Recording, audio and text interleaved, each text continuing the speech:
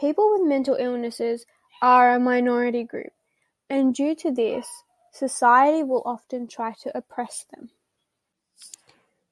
But what is mental health? Well, mental health is what affects our emotions, thoughts, actions, and relationships. Mental illness is an umbrella term used to classify different types of mental illnesses. These can include depression, anxiety, schizophrenia, bipolar, and eating disorders.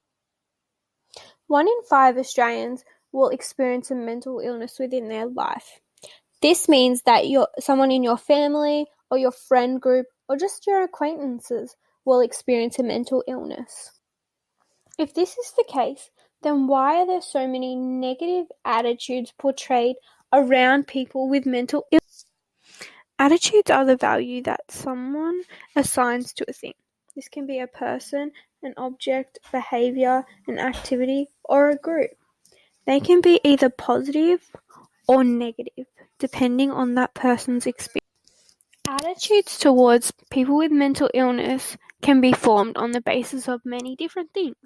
These can include their family, political party, their own experiences with people with mental illness, religion, environment, and media. When we determine our beliefs, this leads to how we feel and then how we act towards a certain thing. This is known as the tri-component model. This is how we form our attitudes towards a person, a place, a thing, or even a group of people. Attitudes can be formed through classical conditioning, operant conditioning, cognitive appraisals, or observational learning. Classical conditioning is when we associate certain behaviors with a negative or a positive response. For example, people with mental illness are often associated with a negative behavior, and this often forms a negative attitude in people's minds. Operant conditioning is when we form our attitudes from the people around us. So, for example, if they're reinforced positively or negatively.